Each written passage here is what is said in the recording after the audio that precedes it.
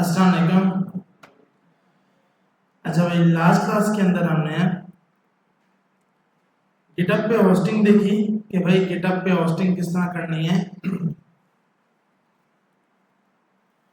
और सेकंड हमने font awesome को यूज किया कि आइकन्स किस तरह लगाने हैं, और तीसरी चीज हमने एक असाइनमेंट बनाई थी कि भाई एक ही पेज पर आप चारों चारों असाइनमेंट लगाकर उसको होस्ट करेंगे।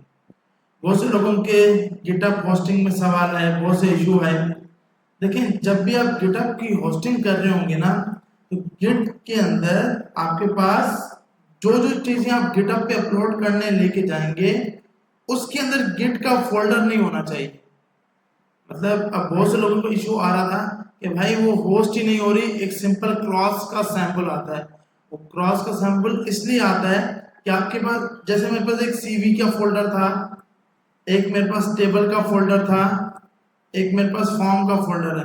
अब मैं इन तीनों को जब होस्ट करने जाऊंगा तो इसके अंदर अलग से कोई गिट का फोल्डर नहीं होना चाहिए, इसके अंदर अलग से कोई गिट का फोल्डर नहीं होना चाहिए।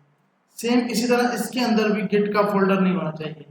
सिर्फ गिट का फोल्डर कहाँ बनेगा? मेन, जो आपका मेन फोल्डर था, अगर वो होगा तो फिर ये इशू नहीं देगा, फिर आपका इजीली होस्टिंग हो जाएगी।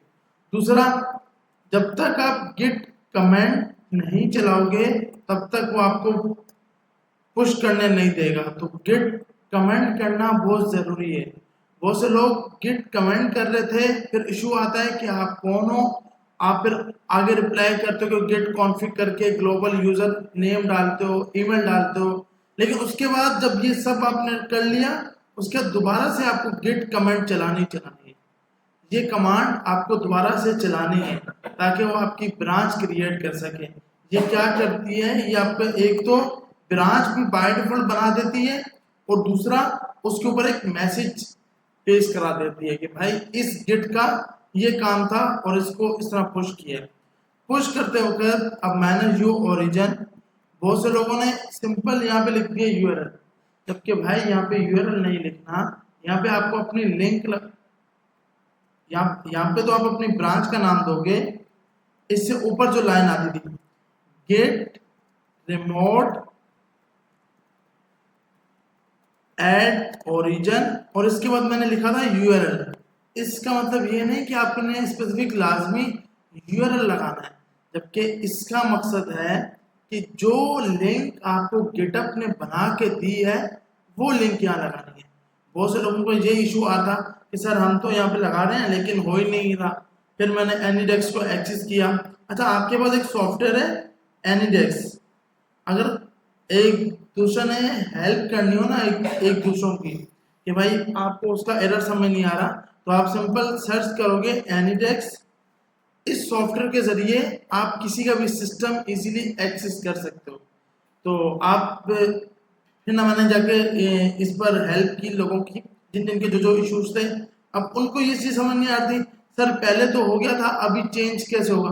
भाई गिट, अब मसला क्या था, सीवी के अंदर आपकी अलग से गिट पड़ी है, टेबल के अंदर अलग से गिट पड़ी है, फॉर्म के अंदर अलग से गिट पड़ी है, और आप इन तीनों को उठा के एक अलग से गिटअप पे अपलोड करने जा रहे हो। तो भाई पहले इनमें से गिट के फोल्डर डिलीट करोगे। जब तक ये फोल्डर डिलीट नहीं करोगे तब तक ये होस्ट नहीं होगी। दूसरी, जैसे कि आपको मैंने बताया था कि पहली फाइल का नाम इंडेक्स होगा। अब बहुत से लोगों ने उसका नाम होम रखा होता। देखें, आपका जो होम पेज होता है ना, उसका नाम कभी भी होम पेज नहीं रखा जाता, उसका नाम लाजमी है इंडेक्स रखें, ताकि वो होस्टिंग सिंपल कर सके। होस्टिंग तभी होगी जब उस फाइल का नाम index.html होगा, जो आपका पहला पेज होगा। जब भी आप वेबसाइट बनाना स्टार्ट करोगे तो आपने पहला पेज लाजमी index.html रखना है। दूसरा, एक हमने ग्रुप पे ये इशू बना लिया था कि सर वो अटेंडेंस 2 क्लासेस तो हो ही नहीं है और एक दिन ऑफ थी तो वो भी एब्सेंट आ रहा है। वो जो ऑफिशियल ऑफ है वो तो ऑफ ही काउंट होगा, उसमें आपका मसला ही नहीं है। हाँ, आपके अगर उसकी वजह से 75% से कम अटेंडेंस बन रही है, सिर्फ उसकी वजह से नहीं, बाकी भी आप क्लासेस चेक करोगे तो क्योंकि वो टोटल 3 क्लासेस छोड़ने से 75 से नीचे, क्योंकि जो आपका टेस्ट होगा उसके अंदर आपकी लीव और प्रेजेंट कंप्लीट होकर लाजमी 75% होना चाहिए। तो हम टेस्ट इस वीक नहीं होगा, टेस्ट आपका नेक्स्ट सैटरडे को होगा। नेक्स्ट सैटरडे को एचटीएमएल का टेस्ट होगा, जिसके अंदर अब जो भी हमने स्टार्ट से लेकर आज जो हम लोग बाकी टैग पढ़ेंगे, अभी कुछ चीजें बाकी रहती हैं वो भी लाजमी पढ़ लेंगे, वो सब एचटीएमएल के टेस्ट के अंदर आएंगे। टेस्ट का पैटर्न क्या होगा, क्योंकि आपको पता है कि कल की क्लास आपकी नहीं होगी क्योंकि एंट्री टेस्ट है एसएमआईटी का, तो कल की भी ऑफ होगी। तो इसलिए अब मुझे ये कि सर आपने बोला था 9 और 10 मुहर्रम को क्लास करेंगे, आपने भी टॉपिक करा दी। देखें मसला अब वो क्या है कि टॉपिक इसलिए कराई कि बहुत से लोगों के पास अब व्हाट्सएप के पर पर्सनल मैसेज कर रहे थे कि सर हमारे पास मोबाइल का नेट है, वाईफाई नहीं है, और जिसके पास वाईफाई है सर, अच्छा वाईफाई कभी बंद नहीं हुआ, वाईफाई 9 और 10 मुहर्रम को भी बंद नहीं हुआ, लेकिन माशाल्लाह हमारी ऐसी आवाम है कि सर वो वाईफाई बंद है। बे भाई तो वो फिर या तो राउटर ही आपका नहीं चल रहा इसलिए वाईफाई आपका बंद होगा, उसको जाके ऑन करो, क्या पता वाईफाई ऑन हो जाए, हाँ क्या पता पैकेज खत्म हो गया हो। तो ये सब अब उस इसलिए 9, 9 और 10 की क्लास नहीं हुई। वो क्लास अब जो कल क्लास नहीं होगी इसकी हम नेक्स्ट मतलब कल रात को कोई इंटरनेट का किसी के पास कोई मसला नहीं होगा, जब टेस्ट खत्म हो जाएगा मैं आपको टाइम बता दूंगा, 6 से 9 6 से 8 या 7 से 9 ये टाइम होगा कल ऑनलाइन क्लास का। कल जो ऑनलाइन क्लास होगी हमारी वो 6 से 8 या 7 से 9 के टाइम में होगी कल। हाँ तो अब मसला क्या है, क्यों भाई, क्योंकि हमारा कोर्स बहुत लंबा है, हम बहुत लेट है, तो थोड़ा सा स्पीड मारनी है, इसी तरह मार सकते हैं क्योंकि अब नेक्स्ट वीक वैसे ही टेस्ट होगा, तो अब तक हमने एचटीएमएल खत्म नहीं की, तो आज कोशिश करते हैं वापसी क्लास के साइड पे जाते हैं और इसको एंड करते हैं। बाकी आपने इस बुक को फॉलो करना है, ये जो आपके पास बुक मैंने शेयर की है, ये बुक में से कंप्लीटली आपका टेस्ट होगा। एमसीक्यू टेस्ट का पैटर्न ये होगा, आपके पास 1000 क्वेश्चंस में से वो आपके लिए 40 क्वेश्चन उठा के लाएगा। उसके अंदर एचटीएमएल के 1000 सवाल हैं हमारे मेन पोर्टल पे, तो वो आपके लिए कोई भी 40 क्वेश्चन उठा के लाएगा। तो उस 40 में से जो जो आपने लाजिम पढ़ा होगा वही आएगा। 40 मिनट्स का होगा एमसीक्यू टेस्ट, 40 मिनट के अंदर अंदर आपको कंप्लीट करना होगा। जो आपको पोर्टल पे टेस्ट देना है ये आपका एमसीक्यूज बेस होगा। इसमें दूसरा जो आपका क्लास इसके साथ आपका एचटीएमएल टेस्ट होगा वो है कि भाई अब जिसके इसमें से अगर कम मार्क्स आते हैं, क्योंकि आपको ओवरऑल एचटीएमएल के फर्स्ट मॉड्यूल के अंदर इसके 40 मार्क्स हैं, तो 100% में से आपको 75% लाजमी मार्क्स लेने हैं। अगर इसके किसी के कम होंगे तो क्लास असाइनमेंट का जो टेस्ट होगा, मतलब टास्क होंगे, 3 टास्क आपको दिए जाएंगे, उन 3 टास्क में आपने 2 टास्क लाजमी करने हैं। अब अगर किसी का सर हमारा तो 75 से ऊपर मार्क्स आ गए हैं, तो क्या हमें फिर भी, क्योंकि ये सवाल आएगा, क्या हमें फिर भी टास्क वाला काम करना है? जी हाँ, आपको टास्क वाला काम करना है। अब क्या है कि भाई एमसीक्यूज बेस्ड जो आपका टेस्ट होगा उसके अंदर आपके अगर मिसाल के तौर पर 65 आते हैं, तो आपको फिर ये 2 जो टास्क हैं वो टाइम से पहले टास्क का टाइम होगा 40 मिनट इसका होगा कि 20 मिनट में एक टास्क करना है, 20 मिनट में एक टास्क करना है। तो जिसका जितना जल्दी होगा उसको इसमें से, जिसका वहां इशू होगा वो यहाँ फिक्स हो जाएगा। टास्क वाले के 40 क्वेश्चन होंगे, 40 सवाल। हाँ मतलब आपके लिए वो 40 लेके आएगा तो 40 आपने देने हैं, स्किप नहीं कर सकते। हाँ मिनिमम मार्क्स बता दो, 75 मतलब इतने ओवरऑल, सिर्फ एमसीक्यूज में नहीं, ओवरऑल एमसीक्यूज और टास्क को मिला के 75% आपको स्कोर चाहिए। टास्क मतलब जैसे लिस्ट का हो जाएगा कोई कि भाई आपको लिस्ट का टेम्पलेट दिया होगा, ये लिस्ट हमें बना के दिखा दो, या फिर कोई टेबल दिखाया होगा या कोई फॉर्म बनाया होगा, इस फॉर्म का पैटर्न, मतलब वो आपको पैटर्न खुद बताएगा कि जी जी नहीं CSS नहीं होगा। सही है भाई, और कोई सवाल? क्योंकि अच्छा इसके हवाले से अब ये ना हो कि वो व्हाट्सएप वाले ग्रुप पे फिर से आग लग जाओ भाई सर ये आपने, हम क्लास में थोड़ा लेट आए थे।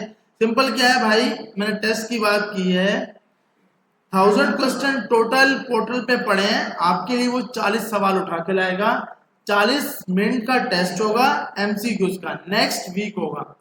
टास्क आपको 3 टास्क दिए जाएंगे, उनमें से 2 टास्क करने होंगे। टास्क किस टाइप के होंगे? लिस्ट का टास्क हो सकता है कि आपको लिस्ट का टेम्पलेट दिखा सकता है कि ये बना के दिखाओ, टेबल बनाना सर, मतलब कोई टेबल दिखा देगा, ये टेबल बना के दिखाओ, या फॉर्म होगा, फॉर्म बना के दिखाओ। बस आज इसी क्लास क्यों, आज फर्स्ट क्लास है, इससे पहले क्लास ली है? तो हमारे पास सिंपल ये 3 में से कोई भी, अब अच्छा लाजमी नहीं है कि भाई सर वो आपने फॉर्म का, हमने इन 3 की तैयारी की है, क्या बता आपको पूरा एक हेडिंग के साथ, पैराग्राफ के साथ, प्री के टैग के साथ कुछ बना के सर ये तो आपने बताया नहीं था, ये मैं एग्जांपल दे रहा हूं कि भाई कोई भी टेम्पलेट आपको बना के दिखाएगा और वो आपको बनाना हो, टेम्पलेट आपको दिखाया जाएगा कि इस टाइप का आउटपुट हमें चाहिए। सही है भाई?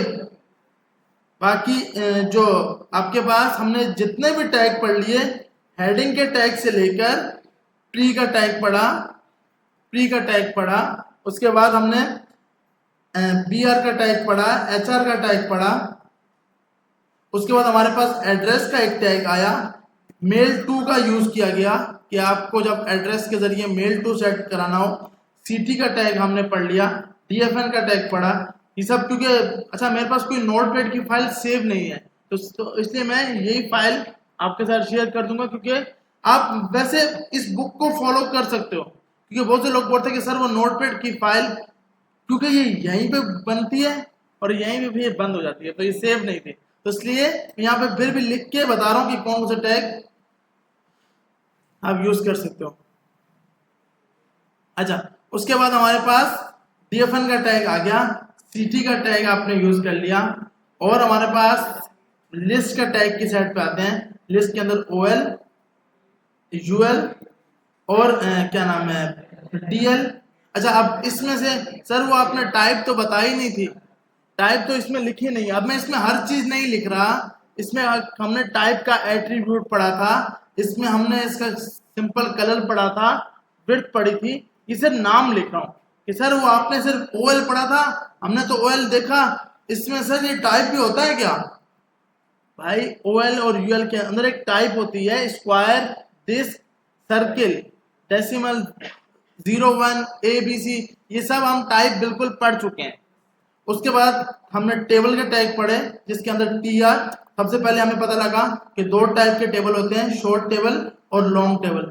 शॉर्ट टेबल के अंदर हमारे पास TD से टेबल तो लाजमी आएगा ही आएगा, टेबल का टैग पढ़ा, फिर TR का टैग पढ़ा, TD का टैग पढ़ा, TH का टैग पढ़ा, ये शॉर्ट टेबल के अंदर पढ़े। अगर हम लॉन्ग टेबल की बात करें तो लॉन्ग टेबल के अंदर हमने टेबल, T हेड, फिर TH, फिर TD, फिर T बॉडी, फिर TR, TD, और उसके बाद T फुट, TR और TD, ये सब हमने टेबल के टैग के अंदर हमने पढ़े। उसके बाद हमारे पास फॉर्म की बात आ गई, फॉर्म के अंदर हमने मल्टीपल, इन सबसे मेन इसमें एक एक्शन पढ़ा, इसके अंदर 2 टाइप के हमने मेथड पढ़े, एक्शन, जब फॉर्म फिल हो जाए तो आपका यूजर किस पेज पर जाए, ये हम एक्शन के अंदर बताते हैं। दूसरा हमने मेथड पढ़ा जिसमें 2 टाइप के होते हैं, गेट और पोस्ट। 100% सिक्योर होता है पोस्ट, गेट 100% सिक्योर नहीं होता। उसके बाद हमने इसमें मल्टीपल इनपुट की टाइप पढ़ी, जैसे सबसे पहले टेक्स्ट, फिर हमने पढ़ा ईमेल, फिर हमने पढ़ा पासवर्ड, फिर हमने इसके अंदर पढ़ लिया टेक्स्ट एरिया, ये इसकी टाइपिंग, फिर हमने इसका नंबर पढ़ा, नंबर के अंदर रेंज कि भाई उसकी रेंज कितनी होनी चाहिए, और उसके बाद हमने डेट पढ़ी, डेट को देखा और उसके बाद हमने, अच्छा इसके अंदर एक और होता है इनपुट टाइप कलर, ये था नहीं इनपुट टाइप कलर कि जब आपने यूजर से मतलब कोई ऐसी वेबसाइट बनवा रहे हो या ऐसा ग्राफिक डिजाइनिंग का काम उसे लेना है तो आप यूजर से उसका लाजमी कलर भी पूछते हो कि व्हाट योर फेवरेट कलर, तो आप उस टाइम इनपुट की टाइप सिंपल क्या पास कर देते हो, कलर। रेंज कि आपका एक्सपीरियंस 2 साल का एक्सपीरियंस है, 3 साल का एक्सपीरियंस है, 4 साल का एक्सपीरियंस है, उसके लिए हम क्या लगाते हैं, रेंज लगाते हैं। उसके बाद हमारे पास था टेक्स्ट एरिया, इसमें हमने टेबल के अंदर दो इसमें बहुत सी प्रॉपर्टीज पड़ी, ये हमें पता होना चाहिए। Row span, col span, row span का क्या काम है, कॉल स्पैन का क्या काम है, ये हम बिल्कुल पहले देख चुके हैं। उसके बाद इसके अंदर एक था सेल पैडिंग, एक एट्रीब्यूट सेल स्पेसिंग, एक और एट्रीब्यूट किस टाइप का बॉर्डर होना चाहिए, क्या बॉर्डर का कलर होना चाहिए, ये सब हम प्रॉपर्टीज बिल्कुल पढ़ चुके हैं इसके अंदर। उसके बाद हमने टेक्स्ट एरिया पढ़ा, टेक्स्ट एरिया में हमने दो मेन चीजें पढ़ी, कॉल्स कितने होने चाहिए, रोज कितने होने चाहिए, कि कितने कॉलम कितने रोज का हो। उसके बाद इनपुट टाइप हमने सबमिट पढ़ा, सबमिट होगा तभी रिक्वायर्ड काम करेगा, अगर सबमिट नहीं होगा तो रिक्वायर्ड काम किसी भी फील्ड पर नहीं करेगा। और एक और पढ़ा था इनपुट टाइप बटन। उसके बाद हम ये काम करने के बाद हम मूव हो गए थे, हमने आई फ्रेम पढ़ा। आई फ्रेम क्या होता है कि आपके पास इंटरनेट पर कोई भी चीज सिंपल पड़ी हुई है वो आप यूज करते हो एज अ आई फ्रेम के जरिए, जिसमें हमने गूगल मैप लगा के देखा और यूट्यूब की वीडियो लगा के देखा। ये हमने इसके अंदर किया था कि आई फ्रेम के जरिए हम किस तरह मैप लगा सकते हैं या किस तरह हम यूट्यूब की वीडियो लगा सकते हैं। उसके बाद हमने स्लाइडर को देखा, अमेजिंग स्लाइडर, अमेजिंग स्लाइडर से कोई एमसीक्यूज में टेस्ट नहीं होगा, एमसीक्यूज के अंदर अमेजिंग स्लाइडर का कोई भी सवाल नहीं होगा। ये ना हो कि अमेजिंग स्लाइडर खोल के उसके मेथड याद करने लग पड़े, और फर्स्ट पे ये करना है, सेकंड पे ये करना है, 3D से ये होगा।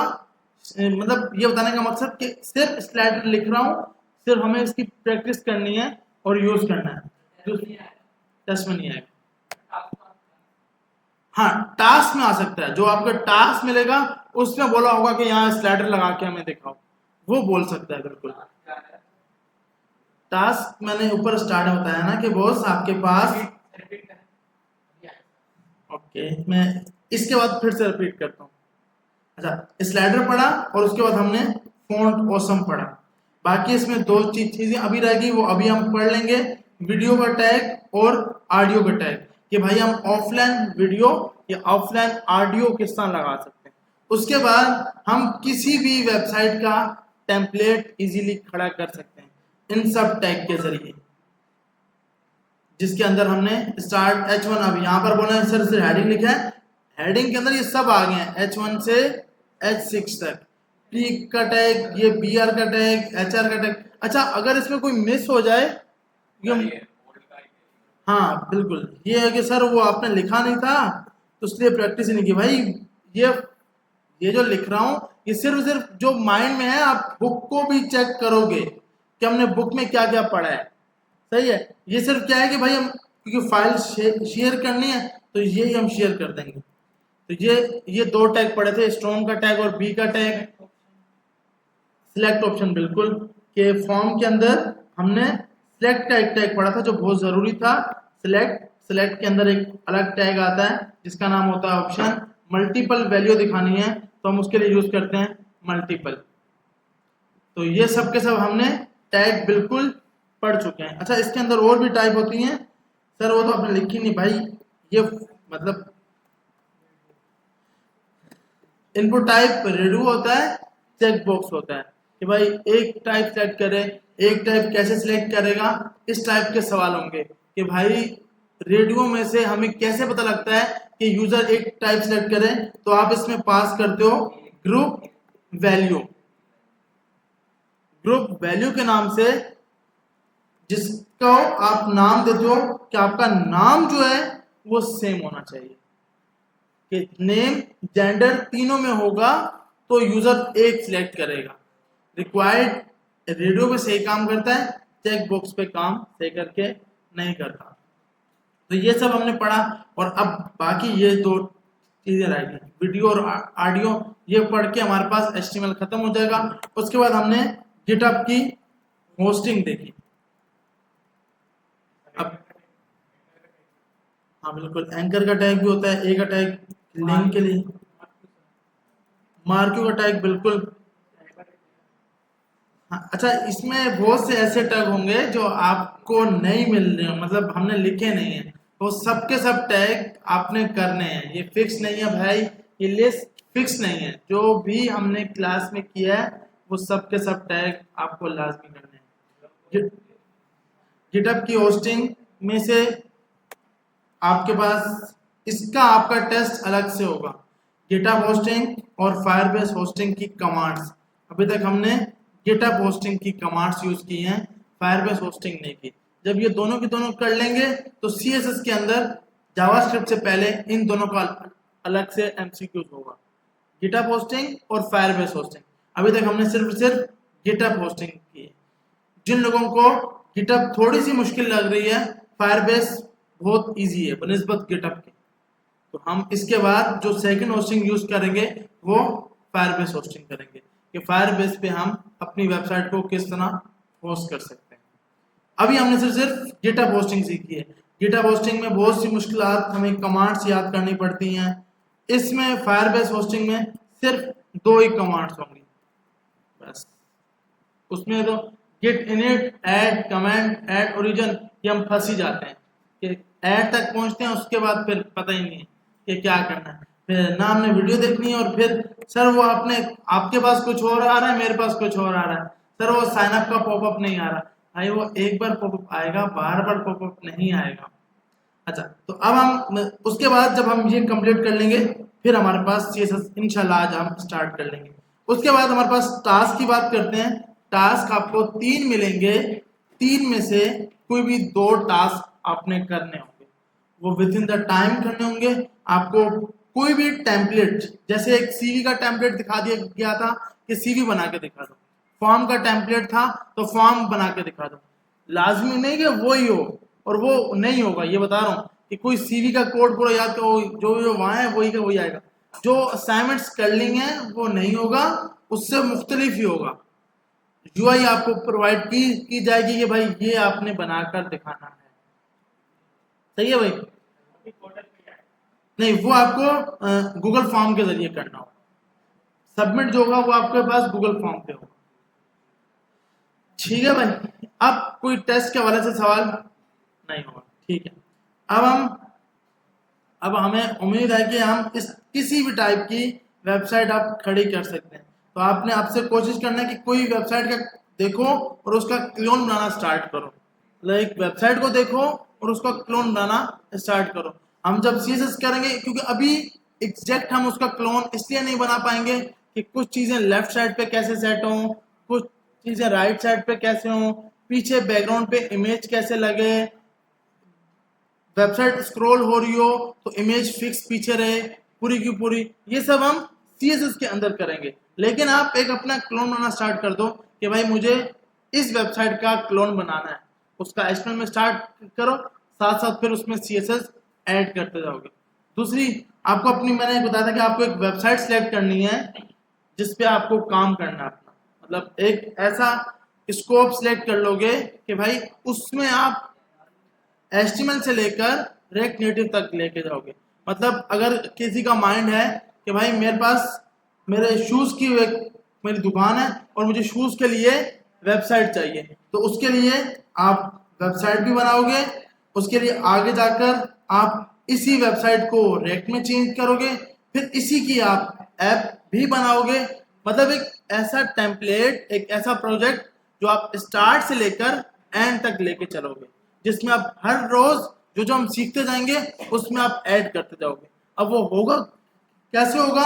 वो इस तरह होगा कि आज के पहले सोचना है कि भाई मुझे बनाना क्या है, फिर चैट GPT को बताना है कि भाई ये मुझे बनाना है और तू मेरी हेल्प कर, मैंने HTML स्टार्ट किया है और मुझे पूरा स्कोप बना के दो। वो आपको पूरा स्कोप से कोड नहीं मांगना, एक कोड दे और ये वेबसाइट है इसका कोड उठा के ला, वो तो बेचारा फिर बना के दे देगा, वरना कर सर। लेकिन आपने एक कोई भी अपना प्रोजेक्ट सिलेक्ट करना है ताकि कल मार्केट में, अब इसी के अंदर हम मोंगोडीबी भी आप लगा लोगे अपना डेटाबेस, कि भाई यूजर आए, साइन अप करे, लॉगिन करे, हर बंदे का अलग अलग अकाउंट जाए, इसी का एडमिन पैनल। मैं एग्जांपल दे रहा हूँ, शूज की वेबसाइट लाजमी नहीं कि हर एक का शूज का हो, सबका शूज का नहीं होना चाहिए।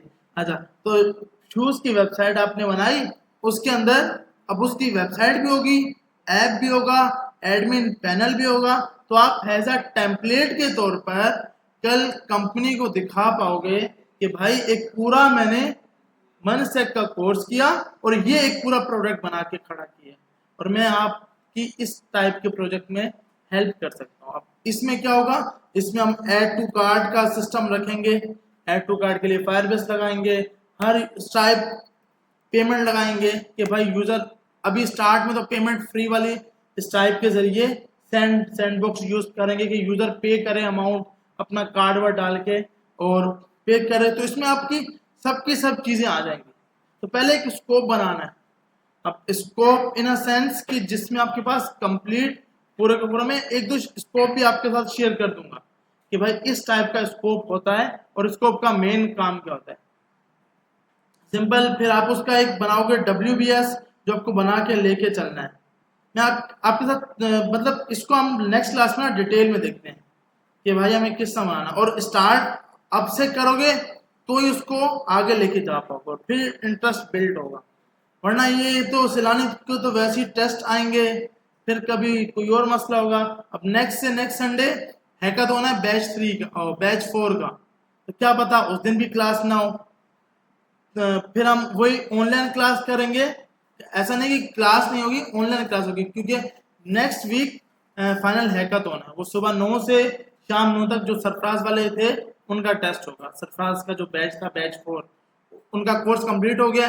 अब उनको एक पूरी ऐप, एडमिन पैनल और वेबसाइट मिलेगी कि आपने सुबह 9 से रात 9 तक बना के दिखानी है। अब क्या है कि वो इस काबिल हुए हैं तभी तो बना पाएंगे ना भाई। तो इंशाल्लाह हम भी, हमारा भी हैकाथॉन होगा, मल्टीपल टास्क होंगे। तो ये चीज बताने का मकसद कि आपने अपनी एक वेबसाइट सोच के रख लेनी है कि भाई मुझे इसके ऊपर अब काम करना है और हर रोज उस पर 2 घंटे लगाने। अगर किसी की फोटो सेट की दुकान है, मिसाल के तौर पे दे रहा हूं, तो आप फोटो सेट के हिसाब से बना सकते हो कि भाई मैं आपको सर्विसेज दे सकता हूं, मैं आपको ये मल्टीपल सर्विसेज हैं, आप ऐप के जरिए मुझे डेटा भेज सकते हो। अगर किसी का सोशल, किसी का कुछ भी नहीं है तो फेसबुक टाइप की एग्जांपल देखो, एग्जांपल बड़ी रखनी है, छोटी एग्जांपल रखी ना वो एक ही दिन में खत्म हो जाएगी। ऐसी रखनी है कि पूरा 1 साल चले, जिस पे काम करें और किसी को दिखाएं ना तो बोले हाँ कुछ बनाया है भाई।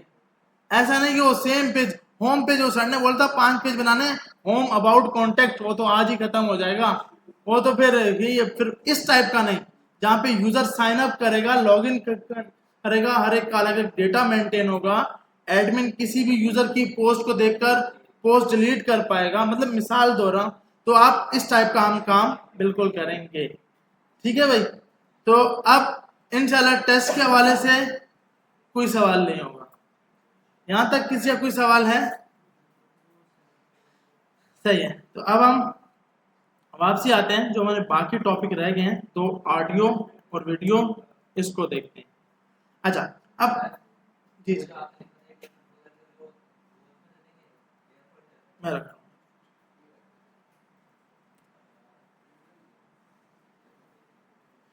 और ये कोई भी इसको उठाकर उस पर रख दे, व्हाट्सएप वाले ग्रुप पे शेयर कर।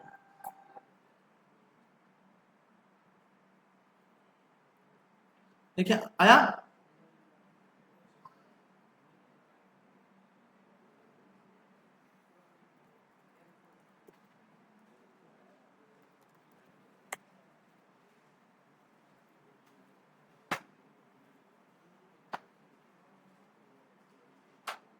अच्छा, ये नीचे वाला नहीं मिलाना, ये तो अभी इंशाल्लाह स्टार्ट करेंगे।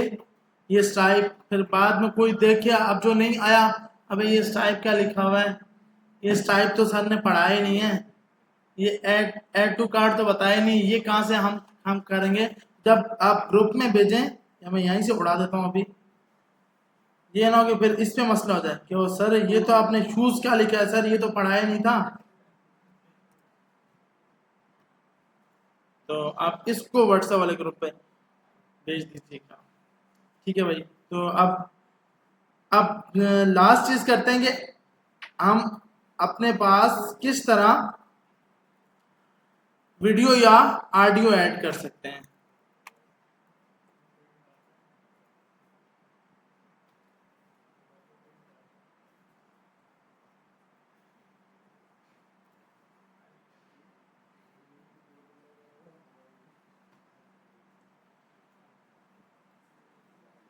तो हम यहाँ जाकर एक फाइल बना लेते हैं जिसका नाम रखते हैं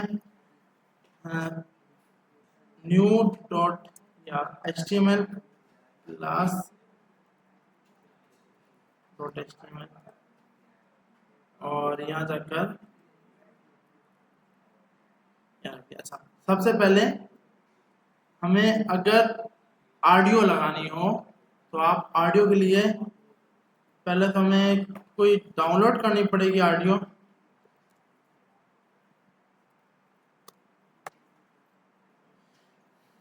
तो हम यहाँ से जाकर कोई भी नात को डाउनलोड कर लेते हैं और उसको लगा के देखते हैं।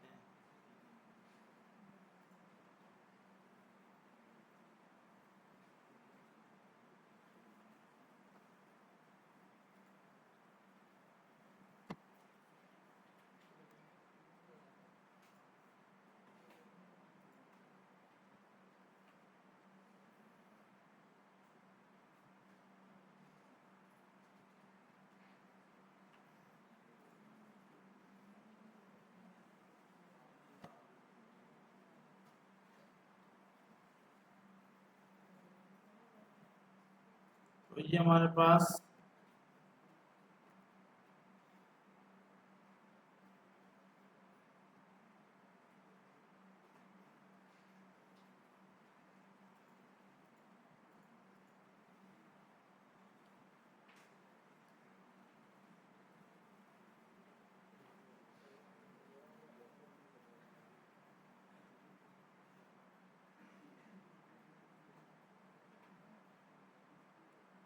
ये हमारे पास ऑडियो डाउनलोड हो गई और इस ऑडियो को उठाते हैं,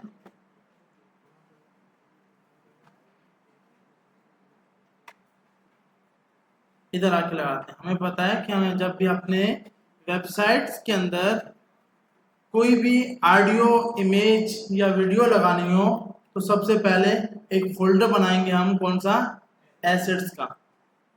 एसेट्स के अंदर इमेजेस का फोल्डर अलग आपको मिलेगा, आइकन्स का फोल्डर अलग से आपको मिलेगा और ऑडियो का अलग से। तो अभी हमने इसके अंदर जो ऑडियो लगानी है तो हमने एक एसेट्स का फोल्डर बनाया।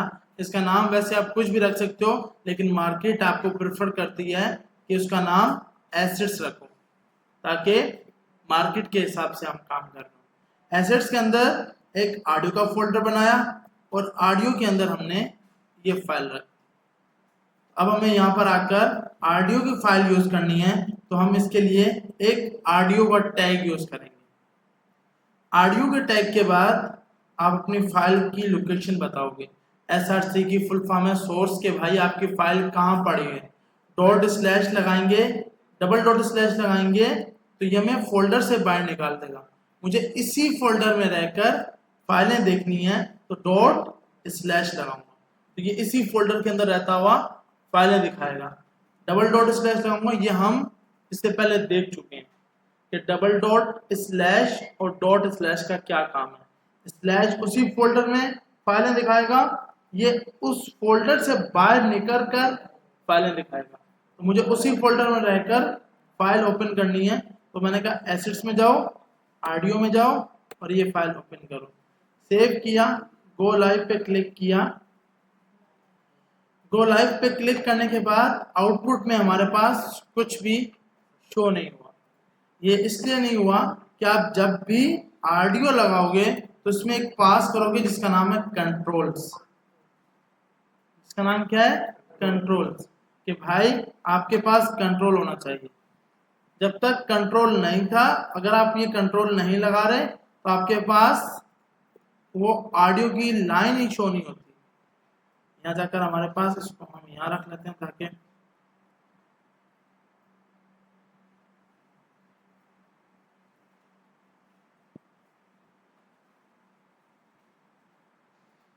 तो हम यहाँ जाके जैसे ही कंट्रोल पास कर रहे हैं तो हमारे पास ये सिंपल शो हो रहा है कि भाई आप इसको चला सकते हो यहाँ पर जाकर एक जो तो आप यहाँ जाकर इजीली इसको रन कर सकते हो। मल्टीपल जो भी आपको यहाँ पे चलाना हो, इसको व्यू करना हो, आपके पास प्ले स्पीड जो आपके पास होती है, जो यूट्यूब आपको बाय डिफॉल्ट प्रोवाइड करता है, या ऑडियो कितनी स्पीड से चलनी चाहिए, ये बाय डिफॉल्ट इसके अपने ऑप्शंस हैं। तो कंट्रोल लगाना बहुत ज़रूरी है। कंट्रोल नहीं होगा तो आउटपुट में कुछ भी नज़र नहीं आएगा। कंट्रोल से मुराद कि यूज़र के पास एक्सेस है, यूज़र इसको खुद क्लिक करे।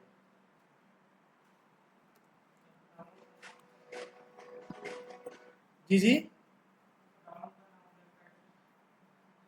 बस वेबसाइट्स, अच्छा मतलब यहाँ पे आप यहाँ जाके आप इसका लगा देते हो डाउनलोड का एक। अब मसला क्या है, जब ये वेबसाइट आप होस्ट कराओगे ना, तो अभी जिस तरह इसने यहाँ पर डाउनलोड का दिखा रहे हैं ना कि हम यहाँ पे जाके इसको डाउनलोड भी कर सकें, तो आप डाउनलोड का या तो इसके अंदर एक टैग दो। अब ये डाउनेबल क्यों नहीं है?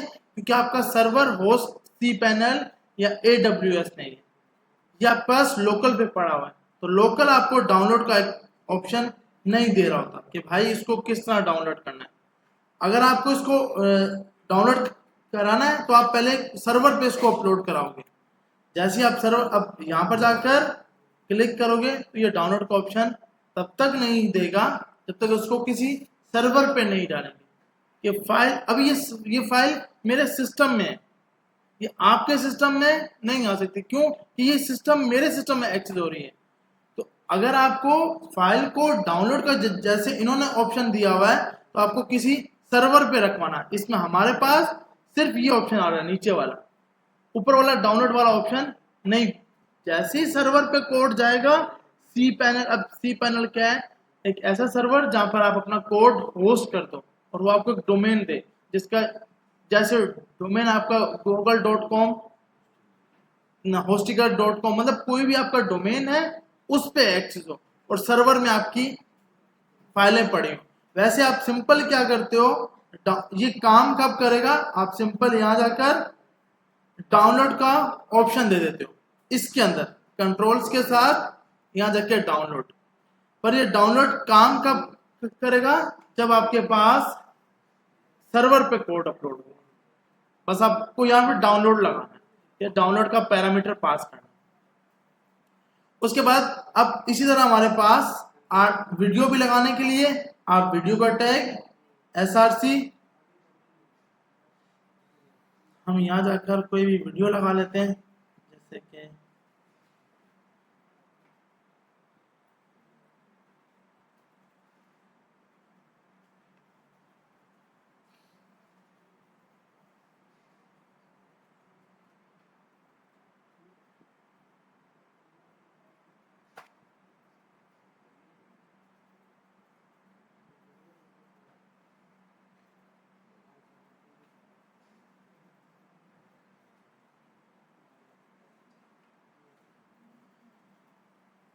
हमने एसेट्स, यहाँ पर हमारे पास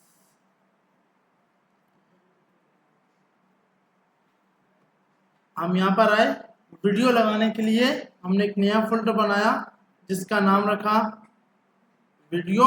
एसेट्स के अंदर एक ऑडियो और एक वीडियोस का फोल्डर। वीडियोस के अंदर आप अपनी वीडियो लगा दोगे। यहाँ पर आए, आपने बोला वीडियो डॉट स्लैश, उसके बाद आप बोलोगे एसेट्स में जाओ, वीडियोस में जाओ और ये फाइल लेकर आ जाओ। अब जब आप अपना आउटपुट चेक करोगे तो आउटपुट के अंदर आपको ये दिखा तो देगा, लेकिन इसको चलाना कैसे है वो नहीं दिखाएगा। वो कब दिखाएगा?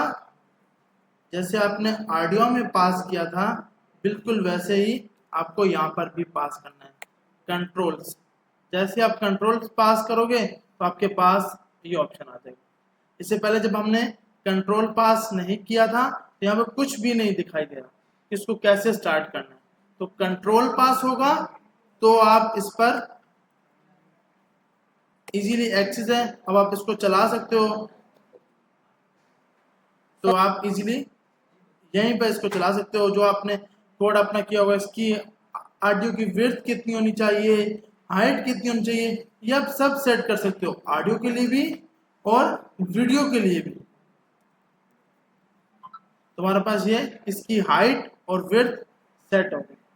सबसे पहले आपने ये देना था एसएमआईटी हैदराबाद, तो उसके बाद ऑडियो लगाने के लिए लिस्ट आइटम दे दिया, ऑडियो का टैग, सरप्राइज, एसआरसी, उसके बाद आपने फाइल दूसरा लिख दिया एलआई और कंट्रोल्स के यूजर नाम आपने इसको एक्सेस कर सकते। दूसरा सोसाइटी, वीडियो का टैग, तीसरा आपने लिख दिया एसआरसी, सोर्स और ऑडियो का टैग, इसको आपने सेव किया। इधर आए, उसके बाद अक्सर आप देखते हो कि इसके ऊपर आप चाहते हो कि भाई थंबनेल बना हुआ है, कि भाई इसके ऊपर इमेज बनी हुई है कि ये किस चीज की वीडियो है, कि यूजर देखने से पहले ये जान ले कि ये किस चीज की वीडियो है। उसके लिए आप पास करते हो पोस्टर।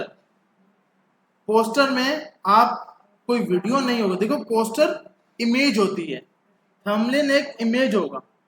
तो आप ये कोई बोले कि भाई थंबनेल मेरा वीडियो हो सकता है, नहीं, थंबनेल लाजमी आपके पास एक इमेज होती है, तो आप इमेज ही पास करोगे। यहाँ पे आप कोई भी इमेज उठा लोगे,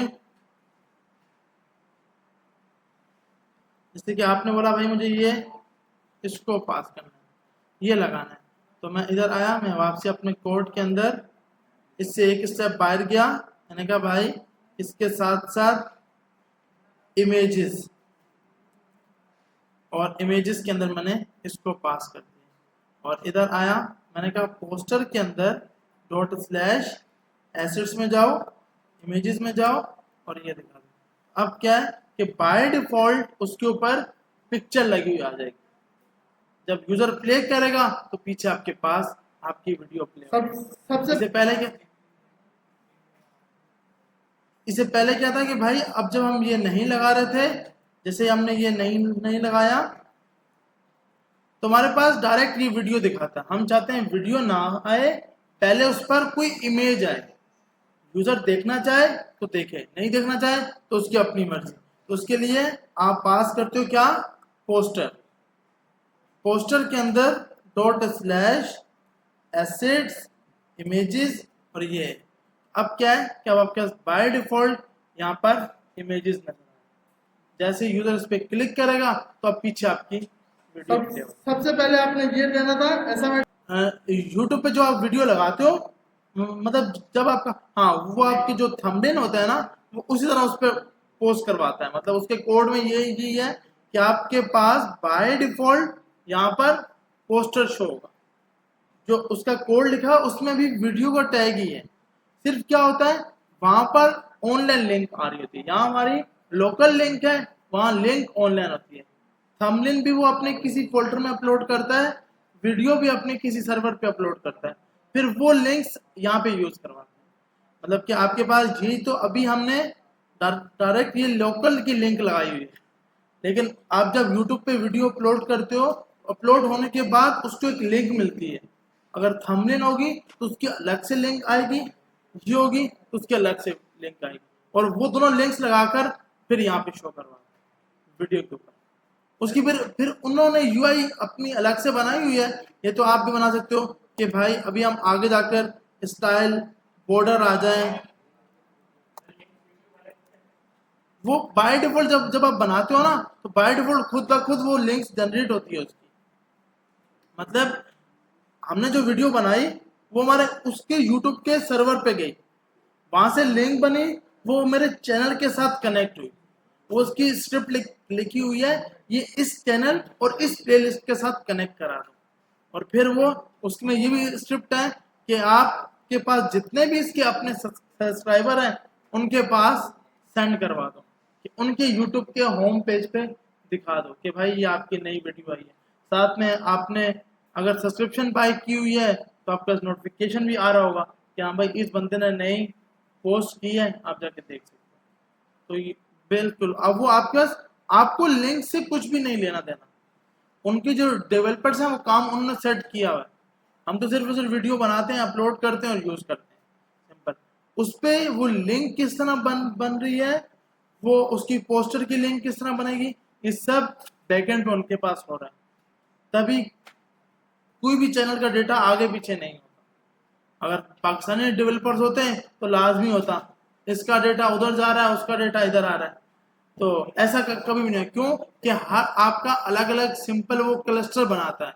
आपको यूट्यूब एक स्पेसिफिक स्टोरेज देता है, जब वो फुल हो जाती है कि भाई अब, क्योंकि ऐसा थोड़ी है कि मैंने यूट्यूब बनाया, चैनल बनाया, उस पर मैं 10,000 GB का डेटा डाल दूँ, तो वो तो बेचारा सिर्फ मेरे ही डेटा को लेके बैठा रहेगा। या 100 GB का डेटा डाल दिया, तो क्या है कि कुछ लिमिट होती है, जब वो लिमिट आप एक्सीड करते हो तो फिर वो आपको बोलता है कि अब भाई तू हमारी सब्सक्रिप्शन बाय कर और अपने लिए अलग से स्टोरेज। सिंपल आपके मल्टीपल क्लस्टर बने होते हैं।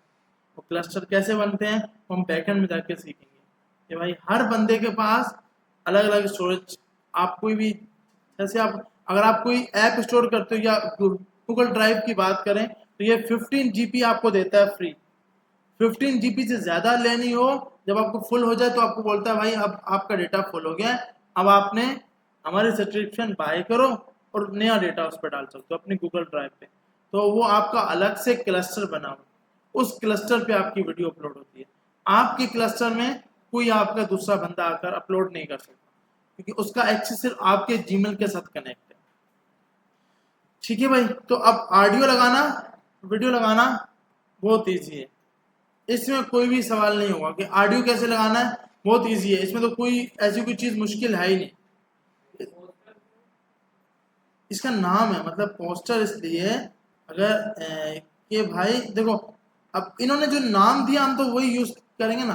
पोस्टर इसलिए अगर हम ये नहीं लगा रहे तो यहाँ इमेज नहीं आ रही। मैं चाहता हूं कि वीडियो के ऊपर थंबनेल बना हुआ है कि ये इस चीज की वीडियो है, तो आपने यहाँ पे जाकर उस प्रॉपर्टी का नाम है पोस्टर। पोस्टर में आपने अपनी पिक्चर पास करा दी, तो आपके पास यहाँ पर पिक्चर लगी है। सही है भाई। तो अब हमारे पास हमें ऑडियो लगाना, ऑडियो का टैग होता है SRC, उसके अंदर आप ये पास करते हो। कंट्रोल्स पास करना बहुत जरूरी है। कंट्रोल्स पास नहीं होंगे ऑडियो या वीडियो में तो आपका यूजर के पास एक्सेस नहीं है कि वीडियो। अगर आपने ये कंट्रोल्स हटा दिए, जैसे कि मैंने कंट्रोल्स हटा दिए, तो अब मेरे यूजर के पास सिर्फ इमेज ही आएगी। अब वो बेचारा कभी इसको चला नहीं पाएगा, सिर्फ और सिर्फ इमेज ही देख पाएगा। ये चलेगी कब, जब आप क्या पास करोगे, कंट्रोल्स, कि हाँ भाई इसका कंट्रोल इसके पास है। अब ये क्या है, ये हम कब लगाते हैं, आप चाहते हो कि भाई आपका यूजर जब भी आपके पेज पे आए फर्स्ट वीडियो लाजमी चले। इसमें एक प्रॉपर्टी होती है ऑटो प्ले, ये खुद ब खुद चलने लग पड़े। तो ये क्या है, जैसे ही पेज लोड होगा तो ऑटो प्ले हो जाएगा। जैसे ही आप इसको चलाओगे, पेज पे रिफ्रेश किया, आपके पास फर्स्ट टाइम, मतलब अब एक बार चला, फर्स्ट टाइम जैसे ही यूजर आएगा एक बार चलाएगा। अब जब तक सबसे पहले से ये वेबसाइट ओपन नहीं होगी तब तक ये काम नहीं करे। तो आपके पास बाय डिफॉल्ट ऑटो प्ले का काम ही है कि उसको चलाना, मतलब बाय डिफॉल्ट जैसे यूजर आए पेज पर इसको रन कर देना। इससे ज्यादा जरूरी कौन सा है, कंट्रोल्स।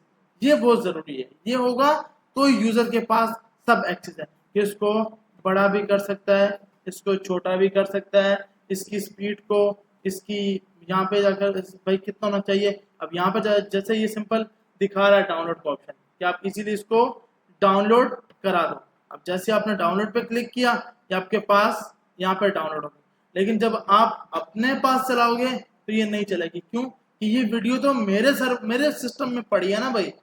वो तब होगी जब आपके पास सर्वर पे कोड अपलोड हो जाएगा। सर्वर पे कोड अपलोड होना बहुत जरूरी है। तो और आप सिंपल यहाँ पे जाके डाउनलोड्स का एट्रीब्यूट पास करा देते हैं कि भाई डाउनलोड होनी चाहिए। तो सर्वर के ऊपर कोड होना बहुत जरूरी है। तो अब एक साथ आपने, अब जैसे मुझे एक साथ मल्टीपल वीडियो लगानी है तो आप मल्टीपल लगा सकते हो। तो ये क्या है, अब 3 वीडियो आ गए। अब तीनों के तीनों एक साथ चलाना चाहो तो ये भी सबसे चला पहले सकते हो। आपने अब ये कोई देना बोले था, सर पहले आपने ये जब देना मैं था, पहले पहले आपने ये देना था, बाकी दो उसके बाद बंद हो आपने जाएगा। highlight दे दिया, उसके बाद list item ऐसा दे होता दिया, है यूजर जान सब के दे दिया, उसके बाद आपके आपने सर्वर को दूसरा अभी लिख तो दिया, ये सर्वर पे दूसरा नहीं लिख चल दिया। रहा, जब ये सर्वर पे चलेगा तो एक ही यूजर आपकी वेबसाइट को खराब कर सकता है। वो कैसे? 100 वीडियो आपने दिखा दी और 100 की 100 एक साथ प्ले कर दी, तो सारे का सारा क्लस्टर का डेटा वो एक यूजर ले रहे हैं।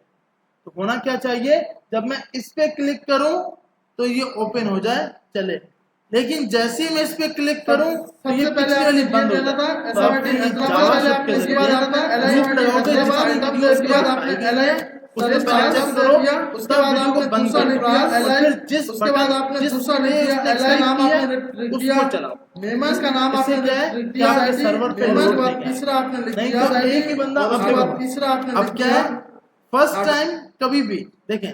अच्छा, इसका फायदा क्या है, यहां जाकर आपने दिया प्रीलोड नन, इसका एक फायदा ये है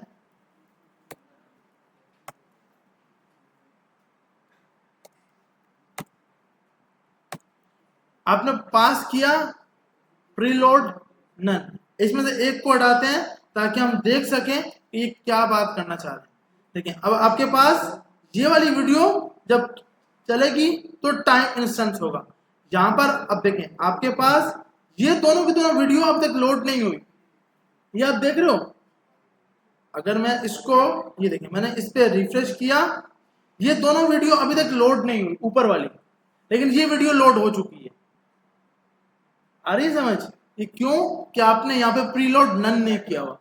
ये प्रीलोड नन क्यों किया जाता है, देखें एक टाइम पर 100 वीडियो आपने दिखाई तो यूजर के पास 100 की 100 का डेटा आ गया और वो उसको रेंडर करवा रहा है, जबकि होना क्या चाहिए, जिस पे क्लिक को सिर्फ वो चलनी चाहिए। अब इस पे क्लिक हुई, इसका अब मैं अगर इस पे रिफ्रेश करता हूं तो बाय डिफॉल्ट देखिए इसको मैंने चलाया लेकिन ये फिर भी अभी तक स्टार्ट नहीं हो रही, नीचे वाली बोल रहा है कि हाँ भाई मैं लोड हो चुका हूं। तो टाइम जो है ना ये बाय डिफॉल्ट लोड नहीं होता, जब यूजर क्लिक करता है तो टाइम लोड होता है। ये अब आपके पास जैसे कि सिंपल अगर हम यहाँ सबसे पहले आपने ये देना था हाइट बड़ी कर लेते हैं ताकि हैदराबाद, उसके बाद आपने आइडिया LI फिर लिस्ट आइटम दे दिया, यहाँ जाके आपने इसका कर दिया, उसके बाद आपने दूसरा लिख दिया LI जिसका नाम आपने लिख दिया इसको भी आपने मेमन कर दिया और इसको आपने सोसाइटी, और उसके बाद तीसरा आपने लिख दिया ऑटोमन। देखिए अब अगर आप यहां जाके देखोगे ना, यहां देखो ये टाइम क्या दिखा रहा है 0000, लेकिन ये दिखा रहा है कि टोटल टाइम इसका 29 मिनट की वीडियो है। ये क्यों कि ये वीडियो लोड हो चुकी है, यहां पर ये वीडियो लोड नहीं हुई। अच्छा ये पहले क्यों नहीं आ रहे थे भाई, पहले इसलिए नहीं आ रहे थे क्योंकि विड्थ बहुत कम थी तो वो टेक्स्ट दिखाई नहीं पा रहा था। मैंने थोड़ी सी विड्थ ज्यादा की है ताकि हम ये चीज देख सकें। तो प्रीलोड का काम क्या होता है, कभी भी डेटा लोड ना हो, अगर यूजर ने 100 वीडियो दिखाई गई है उसको तो वो 100 की 100 डेटा लोड ना हो, वरना आपकी वेबसाइट पे उसका मसला होगा कि वो इंटरनेट स्लो है, वो ये समझेगा कि भाई इसकी वेबसाइट खराब है, जबकि वेबसाइट खराब नहीं है, आप एक साथ डेटा 100 वीडियोस का डेटा लोड करवा रहे हो। तो यूट्यूब भी ऐसे करता है, जब आप पेज मूव करते हो तब नया डेटा लेके आता है, ऐसा नहीं है कि पूरे का पूरा एक ही बारी दिखाओ। उसमें होती है यूज करते हैं पेजिनेशन कि भाई फर्स्ट टाइम पे हमने 3 मिनट वीडियो दिखाई, जब यूजर ने स्क्रॉल किया तो अगला डेटा दिखाओ, जब स्क्रॉल किया तब अगला डेटा दिखाओ। मतलब एक ही पेज पर अगर 1000 वीडियो हम दिखा देंगे तो 1000 वीडियो में तो फिर बहुत टाइम लगेगा उसको। तो क्या होता है, आप आ जाके देखना, अगर देखो यूट्यूब पे आप जब वीडियो देखते हो ना, फर्स्ट वीडियो लोड हो रही है, जब आप स्क्रॉल करोगे तो नई वीडियो आके लोड होगी, फिर स्क्रॉल करोगे फिर नई वीडियो आएगी। क्यों कि उनको पता है कि हमारा सर्वर कभी क्रैश ना कर जाए, क्योंकि एक ही टाइम पर एक ही बंदे के लिए 1000 वीडियो लोड कराएंगे तो फिर वो ही बस डेटा यूज करता रहेगा, उसके साथ वाला बैठा रहेगा। क्यों कि सर्वर पे लोड पहले ही बहुत ज्यादा है। तो आप चंक बनाते हो सर्वर के जरिए, तो आपने अभी के लिए ये सब छोड़ दो। पत्नी क्या बोल रहे हो सर, ये चंक और ये सब कुछ सर्वर वर्वर ये तो समझ ही नहीं आ रहा, सर्वर जब खरीदेंगे तो समझ आएगी। प्रीलोड नन को आपने समझना है कि इसका काम क्या है भाई, टाइम लोड नहीं करेगा। प्रीलोड नन क्या है, टाइम लोड नहीं करेगा। अगर मैं यही यहाँ पर जाकर देखिए, अभी हम अगर पेज पे रिफ्रेश कर रहे हैं तो हमारे पास ये टाइम लोड हो रहा है, सही है भाई। मैं यही यहाँ जाकर प्रीलोड नन कर दूंगा तो अब टाइम लोड नहीं हुआ, ऑडियो में भी टाइम लोड नहीं हुआ। जब यूजर ने क्लिक किया तो टाइम लोड, एक जो या मतलब आप दिखा दो कि उसके पास एक ऑडियो है, जब क्लिक करे तो उसका डेटा लेकर। तो आप इसके लिए सिंपल क्या पास कराते हो, आप पास कराते हो preload. Preload equal to none, के टाइम लोड ना करना। नन का मकसद के टाइम, लेकिन जो पहली वीडियो होगी ना उस पर आप कभी प्रीलोड नन नहीं लगाओगे। पहली वीडियो पे बाय डिफॉल्ट होगा, क्यों कि भाई अब कोई बंदा आए वो यूं करके देखेगा ना, उसको लगेगा डेटा है ही नहीं, कि इसमें तो डेटा ही नहीं है, ये तो पता नहीं क्या है। जब वो क्लिक करे तो पहली ऑडियो पे टाइम लोड करवाना है, बाकी सब पे टाइम लोड नहीं कराना। जब वो दूसरी पे प्ले करे तो दूसरी का डेटा लोड कराओ। इसलिए आप फर्स्ट वीडियो को प्रीलोड नन कराओ, फर्स्ट को नन नहीं कराओगे, बाकी सबको नन कराओगे। यहां तक किसी का कोई सवाल, या ऊपर से जा रहा है, ऊपर से जा रहा है, क्या चीज समझ नहीं आ रही बॉस? देखें ऑडियो, अभी हमने थोड़ी देर में ऑडियो लगाना देखा कि भाई ऑडियो कैसे लगानी। सिंपल लोड स्लैश में जाकर आपने एसेट दिया, ऑडियो का पाथ दिया, या आपके पास ऑडियो लगी हुई आ गई। यहाँ शो क्यों नहीं हो रही? अभी अभी हमने देखा था कि भाई शो तब होगी जब आप यहाँ पर क्या पास करोगे, कंट्रोल पास हो गए, ये यहाँ पे जाकर इसको प्ले कर सकता है। उसके साथ अभी हम थोड़ी देर में देख रहे थे प्रीलोड, जिसमें आपने पास कर दिया नन, कि भाई टाइम लोड ना हो, जब क्लिक हो तब टाइम लोड हो। उसके बाद हमने दूसरी इसकी आप अब यहाँ पर गए, विड्थ आपने बोल दी 700, तो ये आप यहाँ पे रीलोड करते रहो, इस 700 कभी भी नहीं होगी। क्यों कि हम थोड़े से पागल हो सकते हैं, ये नहीं, क्योंकि ये इतनी बड़ी तो ये फिक्स साइज है, ये साइज फिक्स ही रहेगा। ये चाहे 1 घंटे की भी हो ना तो भी ये इतना ही दिखाएगा साइज, क्योंकि ये फिक्स है इसका साइज। हाँ ऑडियो ओ वीडियो का, इसीलिए आपको यहाँ पर ये विड्थ का पैरामीटर दिखाई नहीं रहा कि विड्थ भी हम लगा सकते हैं या हाइट भी हम लगा सकते हैं। लेकिन अगर आप वीडियो में जाओगे, आपने लगाया वीडियो, SRC एसेट्स में जाओ, वीडियोस में जाओ और ये लगा दो। यहाँ पे शो क्यों नहीं हो रहा भाई? अभी भी देखा हमने, तब इसको चला पाओगे जब क्या लगाओगे, कंट्रोल। तो हम यहाँ पर गए, हमने बोला भाई आप कंट्रोल पास कर दो, उसने कंट्रोल पास कर दिया। अब आप इसको चला सकते हो। अब क्या है कि आपने बोला भाई विड्थ, अब इसमें आपके पास प्रॉपर्टी दे रहा है कि हाँ भाई विड्थ यूज कर सकते हैं। आपने बोला विड्थ 400, या आपने बोला मुझे फुल पेज पे चाहिए तो 100%, तो ये नेक्स्ट पेज नीचे आ जाएगा। क्यों कि विड्थ आपने बोली है 100%, फुल विड्थ दिखाओ। तो आप जितनी विड्थ इसको बोलोगे वीडियो में वो तो आपके पास दिखाएगा, हाइट जितनी आप बोलोगे वो आपके पास दिखाएगा, लेकिन इतनी छोटी नहीं कि दिखाई ना पाए कुछ, 100 कर देते हैं। तो हमारे पास सिंपल है, आप वीडियो आ गई। सबसे पहले आपने ये देना था SMIT हैदराबाद, उसके बाद आपने LI लिस्ट आइटम दे दिया, डाउनलोड उसके बाद आपने दूसरा लिख दिया LI, अक्सर होता है ना भाई, जिसका नाम आपने हम कहीं पे भी खड़े हो मेमन भाई, वो यहाँ पे काम भी कर रहे हैं, साथ में उनकी वीडियो भी देखनी है। तो क्या होता है कि YouTube पे आपका ऑप्शन होता है कि आपके पास ऊपर जाके आप इसको पिक्चर की फॉर्मेट, और ये तीनों के तीनों। तो क्या होता है कि हमारा फर्स्ट टास्क था, इसको उसका हमारा दूसरा टास्क है यूज कि भाई आपको अनऑर्डर लिस्ट बनानी है। और जैसे बैक टू टैब करोगे, सबसे पहले आपने हेडिंग में दे दिया कि भाई इसके लिए आपका मोबाइल जॉब्स देते हैं, थर्ड ऑप्शन देते हैं इसके अंदर इस H1 के पिक्चर में बाहर आप यहाँ इसको जाकर आपने एक scroll कर LI सकते दिया, हो। अब आपका ये लिस्ट वीडियो भी चलती आइटम रहेगी, जिसमें आपने बोल अब दिया इसको कि चलाना भाई है, इसको आगे करना है, पीछे करना फ्रंट है, एंड ये डेवलपर ऑप्शन नहीं है, ये यूट्यूब भी नहीं देता। आप जाके टेस्ट करना आज, और यूट्यूब पे सेकंड ये आपने ऑप्शन दे नहीं दिया है। तो ये बाय डिफॉल्ट, क्योंकि वीडियो के बैक एंड टैग में डेवलपर, इसको आगे पीछे करना है, ये कहाँ से करेंगे, या इधर और से आता तीसरे है, नंबर पे आपने या दे आप दिया यहाँ से आगे पीछे कर सकते माइन स्टेक। हैं। कितनी आगे जानी चाहिए, कितनी पीछे जानी चाहिए, ये यहीं से सेट होगा, लेकिन चलेगी आपके पास जहाँ पे आप चाह रहे हो। सबसे पहले आपने ये देना था SMIT हैदराबाद, उसके बाद आपने LI। तो उसके बाद हमने इस पे बात की कि इसमें एक प्रॉपर्टी आती है जिसका नाम है पोस्टर, कि भाई इस पे कौन सी इमेज आपने लगानी है। तो आपने यहाँ जाकर पोस्टर पास कराया और पोस्टर के ऊपर आपने ये वैल्यू पास करा दी कि भाई आपके पास इमेज आ रही है। अब हम यहाँ पे आए तो हमारे पास बाय डिफॉल्ट ये इमेज सेट होके आ रही है। जब इसको प्ले करोगे तो पीछे आपकी वीडियो सबसे पहले आपने ये देना था SMIT हैदराबाद, उसके बाद आपने LI लिस्ट आइटम दे दिया।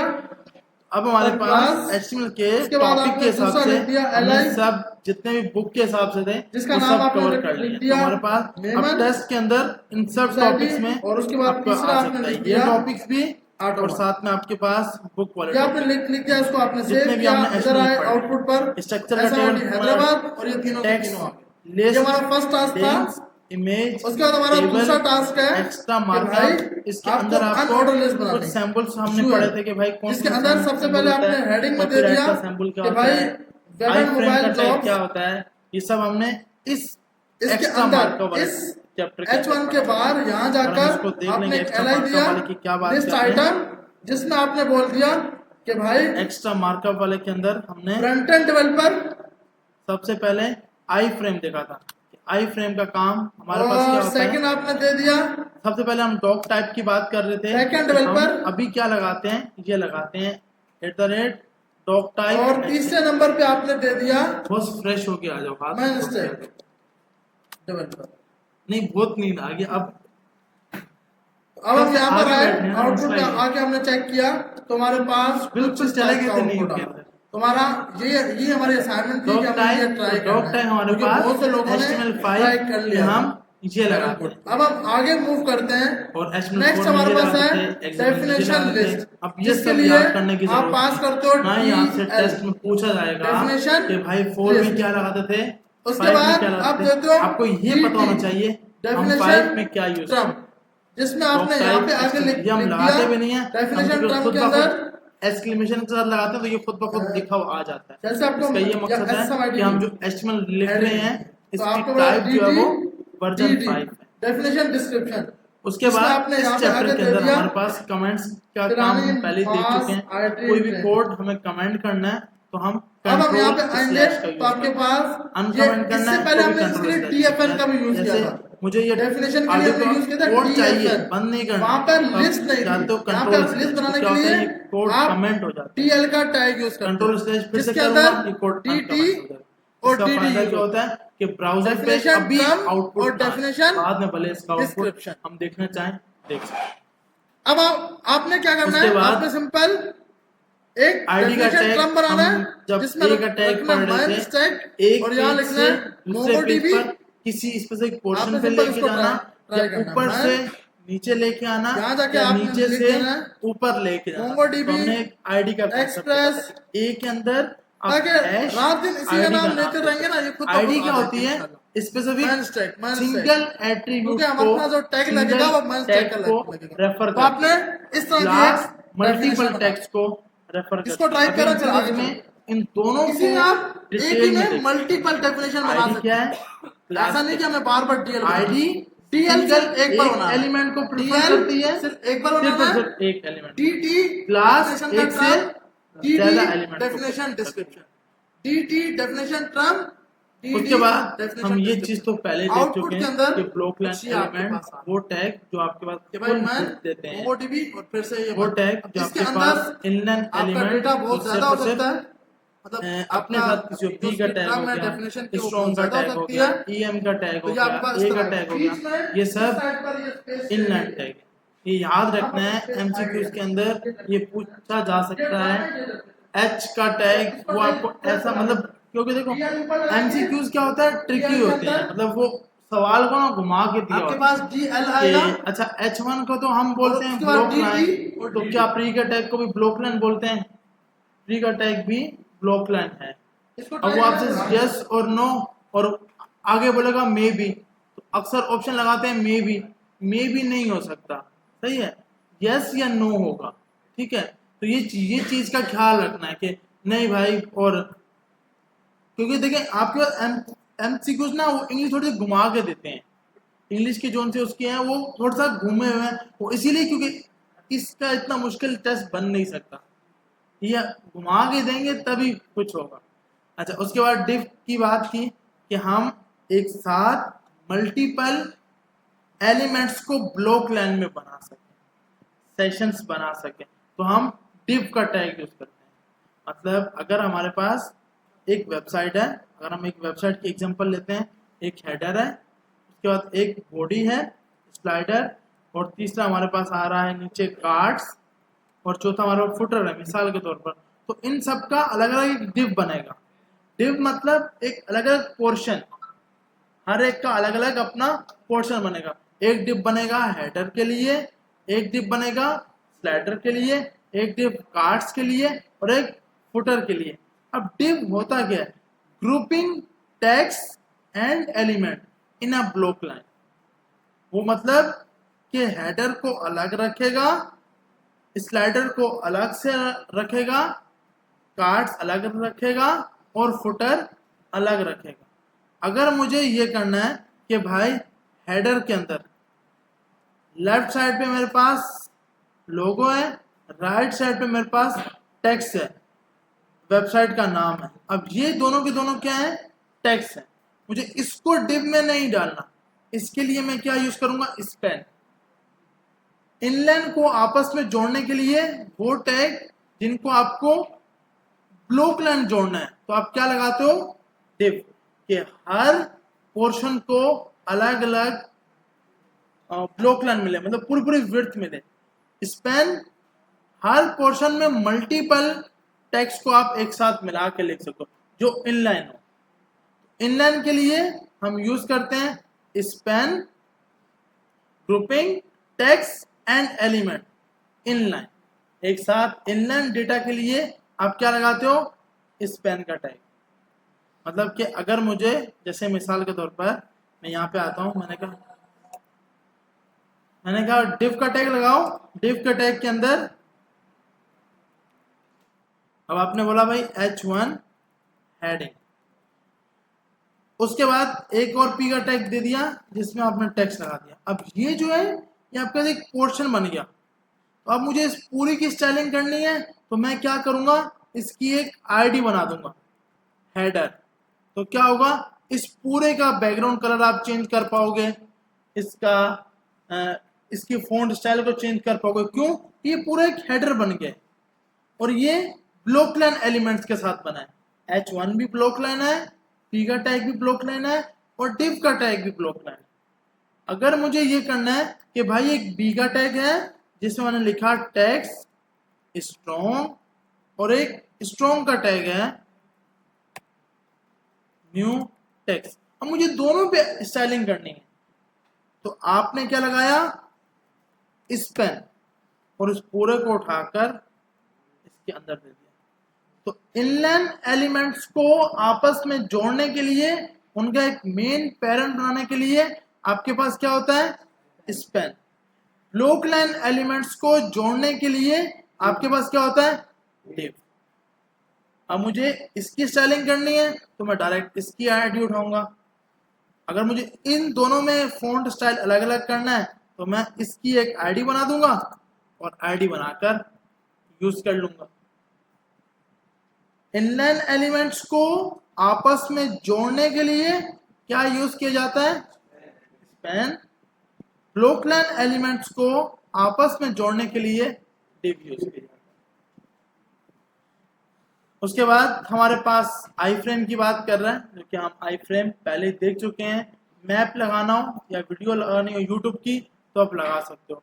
इसमें इस SRC आता है, हाइट आती है, विड्थ आती है, ये हम सब क्योंकि हमें कोड कौन दे रहा था, आई फ्रेम पूरा तैयार होके आता है, तो हमने ये कोड देखा नहीं है। आप इसमें चेंज कर सकते हो कि भाई इसमें आता है कि स्क्रोलिंग होना चाहिए या नहीं होना चाहिए, तो स्क्रोलिंग नन पास करोगे तो यूजर यहाँ पे स्क्रोल नहीं कर पाएगा। आप आई फ्रेम के अंदर स्क्रोलिंग नो पास करोगे तो यूजर इसको मूव नहीं कर पाएगा, जो लोकेशन आपने दे दी बस वही देख पाएगा। तो आप इसके लिए इसमें ये प्रॉपर्टीज है, स्क्रोलिंग को नन पास कर दो। फ्रेम के ऊपर बॉर्डर लगे होने चाहिए। ये आपके पास सिर्फ और सिर्फ HTML4 में सपोर्ट करता था, अब ये 5 में सपोर्ट ही नहीं करता, तो हमने इसकी बात ही नहीं करनी। जो चीज़ 5 में सपोर्ट नहीं कर रहा वो हम यूज ही नहीं कर सकते। इसी तरह सीमलेस, कि भाई आपके पास स्क्रोलेबल हो, कि भाई इस टाइप के आइकन्स आपको लगा दी जाए कि प्लस करना है, माइनस करना है, कितना जूम करना है, तो आप सीमलेस लगा लेते हो। उसके बाद आपके पास मेटा की टैग की बात कर रहा है कि आप जब यहाँ पे कोड लिखते हो तो सबसे ऊपर कुछ मेटा की डिटेल की बात कर रहा होता है, ये वाला, कि भाई इसके अंदर आप अपने ऑथर की डिटेल, इसमें बहुत सी चीजें आती हैं, जैसे आपकी वेबसाइट के ऊपर उसकी डिस्क्रिप्शन क्या है वो आप मेटा में दे सकते हो। ये मेटा का टैग SEO के लिए ना पूरा एक कोर्स है। मेटा के टैग के जरिए ही आपकी वेबसाइट की SEO की जाती है, ऑफलाइन पेज या ऑनलाइन पेज, दो टाइप की SEO होती है। उसके अंदर हमारे पास मेटा में आप पास करते हो नेम, डिस्क्रिप्शन। डिस्क्रिप्शन में आप अपनी वेबसाइट का पूरा कंटेंट लिखते हो कि यूजर जब जब इस लफ्ज से सर्च करे मेरी वेबसाइट है। उसके बाद उस वेबसाइट का जो ऑथर होता है उसकी आप डिटेल लगाते हो, उसके कीवर्ड्स लगाते हो कि यूजर किन किन कीवर्ड से सर्च करे। अगर ये वर्ड्स हो तो भी मेरी वेबसाइट आए, ये वर्ड्स हो तो भी मेरी वेबसाइट आए, ये वर्ड्स हो तो भी मेरी वेबसाइट SEO में आए। तो आप उसके लिए नेम क्या पास करते हो, कीवर्ड्स नहीं, ये जो है ना कंटेंट, बस ये है कि ऐसा ना हो कि ये वर्ड आपने अपनी वेबसाइट में कहीं लिखा ही नहीं, कि वेबसाइट में है ही नहीं, आपने लिख दिया भाई यहाँ इस लफ्ज से सर्च करो मेरी वेबसाइट तो आ जाएगी। वेबसाइट तो आ जाएगी अगर उस पर SEO अच्छा होगा, लेकिन यूजर उस पर रिपोर्ट मार देगा। वो क्यों? कि उसको ये लफ्ज कहीं भी मिलेगा नहीं। ये लफ्ज जो आपने लिखा है ये आपकी वेबसाइट से कनेक्टेड होना चाहिए, कनेक्टेड नहीं। अब एक ऐसा लफ्ज है मैंने फुट डाला हुआ है कि फुट जब भी लिखे, जबकि मेरी वेबसाइट फुट को रेफर ही नहीं करती, वो कोई और टाइप की सर्विस दे रहा है, तो यूजर उस पर रिपोर्ट कर सकता है और गूगल एक्शन ले सकता है कि भाई, और वो गूगल सबसे पहले चेक करेगा कि भाई आपने फुट सर्च किया, आपकी वेबसाइट आई क्यों। जब वो देखा उसने अच्छा इसलिए आई कि इसने SEO का अच्छा बंदा अपने हाथ कर लिया था और उसको बोला था फुट भी आए तो भी मेरी वेबसाइट आए, कोई और चीज लिखी है तो भी मेरी वेबसाइट आए, फिर वो क्या होता है कि फिर आपकी वेबसाइट पे कॉपीराइट का इशू आ जाता है।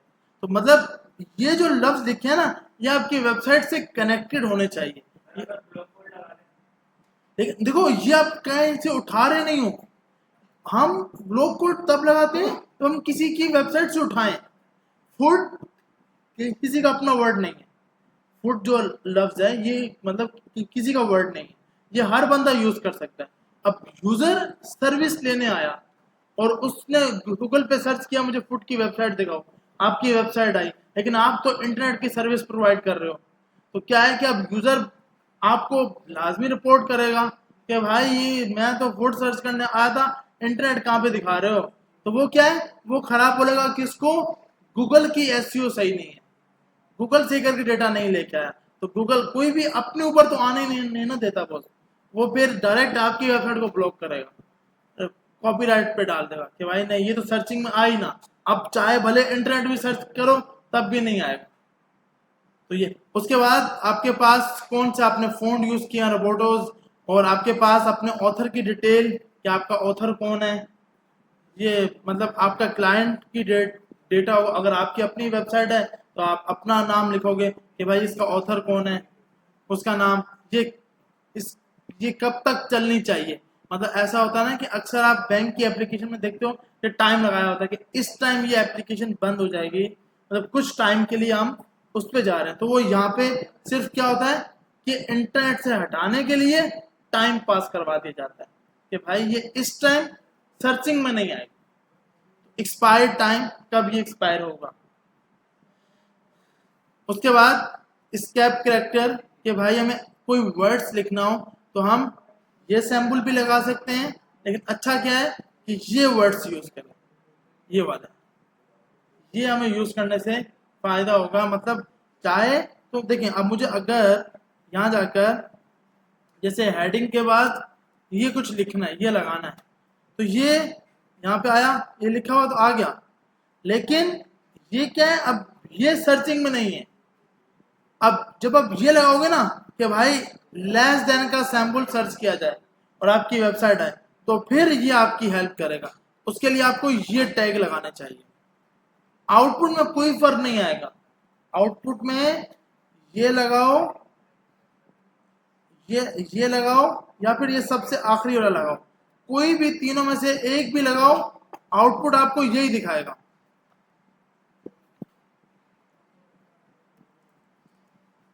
मैंने ये लगा दिया, अब हम चेक करते हैं, तुम्हारे पास आउटपुट में वही का वही सैंपल। तो आपको वो बोला जा रहा है कि भाई आप लेस देन के लिए ये सैंपल मत लगाना, इन दोनों में से एक यूज करो। अगर मुझे इस टाइप का कोई साइन लगाना है तो मैं इसको सर्च करूंगा, ये लगाऊंगा, ना कि डायरेक्ट इसको कॉपी किया ये लगा दिया। तो आप लगा तो ये सब सकते हो, लेकिन अब देखिए आपका ये आ गया, अब इसी की जगह मैं ये लगाऊं,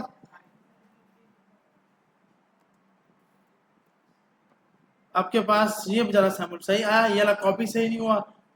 तो आप लगाना क्या चाहिए, आपको इनमें से एक लगाना चाहिए, या तो ये या फिर ये वाला। ये डायरेक्ट कॉपी पेस्ट करके नहीं लगाना। अब मुझे कॉपीराइट का सैंपल लगाना है मिसाल के तौर पर, तो मैं ये भी लगा सकता हूं।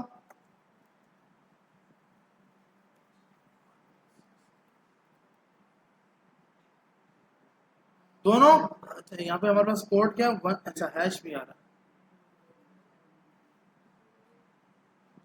इसको हम यहाँ जाते हैं, ये पूरा उठा लेते हैं कि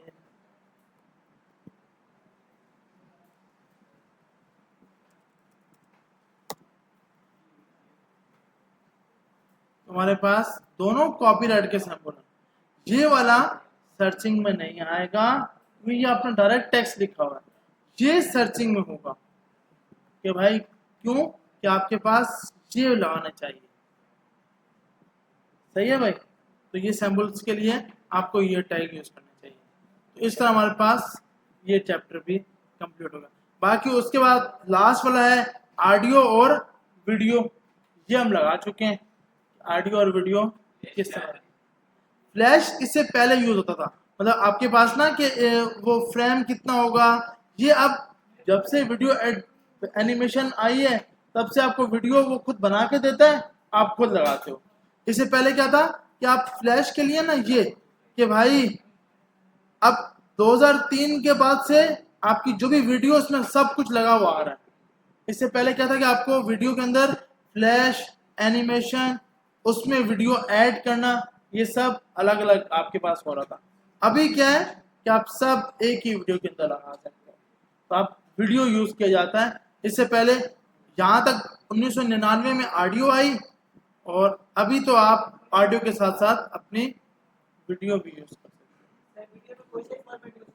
कोई से फॉर्मेट, मतलब MP4, MP3, हाँ MKV और MP3 तो ऑडियो होगी, तो ये आप कोई भी फॉर्मेट लगा सकते हो। ठीक है भाई, तुम्हारे पास HTML का चैप्टर कंप्लीट हो गए।